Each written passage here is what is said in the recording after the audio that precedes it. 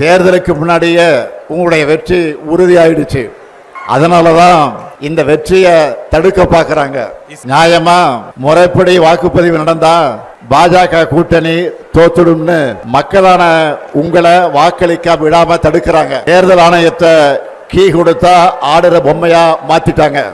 65 லட்சம் பீகார் மக்களை வாக்காளர் பட்டியலிருந்து நீக்கினது ஜனநாயக படுகொலை. சொந்த மண்ணில் பிறந்து வாழ்ந்த மக்களை வாக்காளர் பட்டியலிருந்து நீக்கிறதை விட பயங்கரவாதம் இருக்க முடியுமா? எல்லா அடையாள அட்டைகளை வச்சிருந்தாலும் அவங்கள அட்ரஸ் இல்லாதவங்க போல ஆக்குறது அழித்தொழிப்பு தானே.